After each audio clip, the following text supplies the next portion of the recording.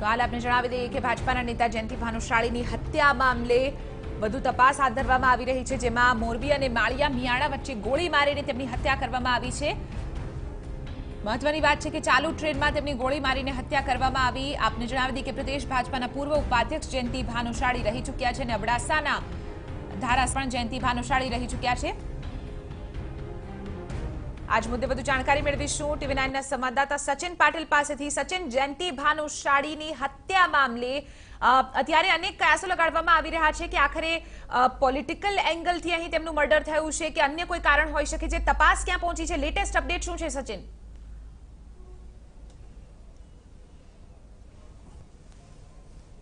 ચિત્રા, જે ઇન્વેસ્ટિગેશન છે, ઇન્વેસ્ટિગેશન ગઈકાલે તો થયું જ છે, પરંતુ ગઈકાલની જે સમગ્ર પ્રક્રિયા મોડી રાતની હતી એના કારણે ટ્રેન જે છે એ ટ્રેન લગભગ 3 કલાક સુધી મોડી પડી છે અને ત્યારબાદ હવે જે જીઆરપી નો સ્ટાફ છે, આરપીએફ નો સ્ટાફ છે એ અત્યારે કાલુપુર રેલવે સ્ટેશન છે અને જીઆરપી નો સ્ટાફ જે છે એ પણ અહીંયા સવારથી ઉપસ્થિત છે અને જે ટ્રેન છે એ ટ્રેન આ H1 કોચ જે છે, H1 કોચમાં આ જે સમગ્ર ઘટના છે એ ઘટના બની છે। આરપીએફ નો સ્ટાફ પણ અહીંયા મોજૂદ છે, કારણ કે જે સમગ્ર પ્રક્રિયા છે પ્રક્રિયામાં હજુ લગભગ એફએસએલ ની અને સાથે જ સાથે જે પોલીસ અધિકારીઓ છે, સિનિયર પોલીસ ઓફિशियल्स છે, एमनी जे इन्वेस्टिगेशन से इन्वेस्टिगेशन बाकी है। गुर्जर साहब, ट्रेन का कोच जो है वो H1 वो यहाँ से अलग होने वाला H1, हाँ। इसमें क्या प्रोसेस और होना बाकी है? एफएसएल की टीम भी यहाँ पर आने वाली है। वो तो साहब कोच को काट के फिर साइड में ले जाना, वहाँ करेगा। तो अभी पैसेंजर्स के एकोमोडेशन के लिए आपको कुछ कहा गया है? पैसेंजर्स के एकोमोडेशन के लिए कुछ कहा गया है? तो आप जुओ અત્યારે ચિત્ર કે જે અધિકારીઓ છે, અધિકારીઓ અત્યારે અહીંયા ઉપસ્થિત છે। આરપીએફ અને જીઆરપી નો જે સ્ટાફ છે, સ્ટાફ ટ્રેનનો જે સમય છે 8:15 વાગ્યા સુધીનો કહેવામાં આવ્યો હતો। ટ્રેન હજુ આવી નથી, લગભગ ટ્રેન આવવાની તૈયારી પણ છે, પરંતુ જે પેસેન્જર છે એ પેસેન્જર અત્યાર સુધી અહીંયા નથી અને જે ટ્રેન છે એ ટ્રેનની અંદરની જે સ્થિતિ છે એમાં કઈ પ્રકારની ઘટના આખી બની છે એનું એફએસએલ જે છે એફએસએલ પણ એની જે તપાસ છે તપાસ કરશે, જીઆરપી ની જે ટીમ છે એ પણ એની તપાસ કરશે અને જે રેલવે સ્ટેશન છે, રેલવે સ્ટેશન ઉપરનો જે સ્ટાફ છે એ સ્ટાફ અત્યારે અહીંયા છે। આપણે કેટલાક पैसेंजर्स से પણ પૂછીશું કે यहाँ आपका जो बुकिंग है वो H1 में था। H1 में अभी क्या कह रहे हैं? दूसरी में एडजस्ट करेंगे कह रहे हैं।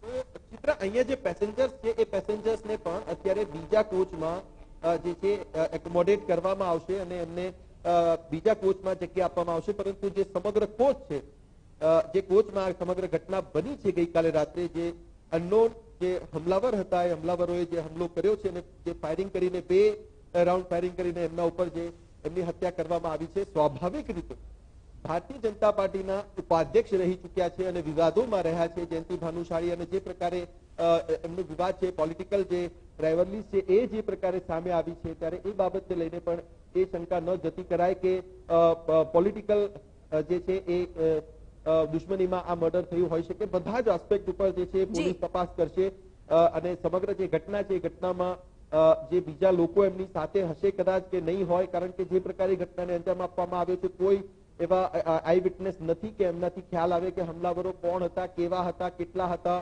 અને કેવી રીતે ઘટનાને અંજામ આપવામાં આવ્યો છે। આ સમગ્ર બાબત છે, બાબતની તલસ્પર્શી તપાસ જે છે એ તપાસ હવે પોલીસ કરશે। સચિન, સાથે જ રેલવેઝના પીઆરઓ તરફથી કોઈ અત્યારે સ્પષ્ટીકરણ અથવા તો કોઈ વિગતો શેર કરવામાં આવી રહી છે મીડિયાની સાથે? કારણ કે આ સમગ્ર મામલો રેલવે પોલીસની અંદર આવશે, સ્થાનિક પોલીસ કંઈ પણ કહેવા તૈયાર નથી, રેલવે પોલીસ પણ કોઈ પણ પ્રકારનું નિવેદન નથી આપી રહી।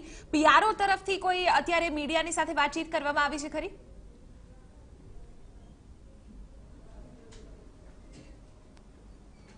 અત્યારે જે પ્રાયોરિટી છે, પ્રાયોરિટી એમના કહેવા મુજબ જે ઇન્વેસ્ટિગેશન છે, જે પ્રોપર ઇન્વેસ્ટિગેશન છે એની છે, કારણ કે આ જે સમગ્ર ઘટના છે એ ઘટનાની અંદર જે કોચમાં આ ઘટના બની છે એ કોચમાં પહેલા તો એનું જે એફએસએલ તપાસ હોય કે પછી જે અધિકારીઓ છે, જે સિનિયર અધિકારીઓ છે, જે સમગ્ર ઘટના ઉપર નજર રાખીને એને વ્યવસ્થિત રીતે આઈડેન્ટિફાઈ કરી શકે છે, ત્યારે આ જે સમગ્ર બાબત છે એ બાબતની તલસ્પર્શી તપાસ છે, તપાસ અધિકારીઓ કરશે, એમના અનુભવનો જે છે એ અહીંયા લાભ લેવામાં આવશે અને આજે હત્યાનો બનાવ બન્યો છે ત્યારે એની અંદર કેટલીક બાબતો છે, જે બારીક બાબતો છે, બાબતોથી પણ ક્યાંક ક્લુ મળતા હોય છે, કારણ કે ટ્રેનમાં એ વ્યક્તિઓ જે હશે, જે હમલાવરો જે હશે એ ક્યાંથી ચડ્યા છે કે કેવી રીતે ક્યાં ઉતર્યા છે કે આ બધી જ બાબતો છે, બાબતો કોઈ શંકાસ્પદ કોઈને દેખાયું હોય, કારણ કે ટ્રેનમાં જ્યારે મુસાફરી કરતા હોય છે લોકો અને ટ્રેનમાં જ્યારે પેસેન્જર્સ જતા હોય છે ત્યારે સ્વાભાવિક રીતે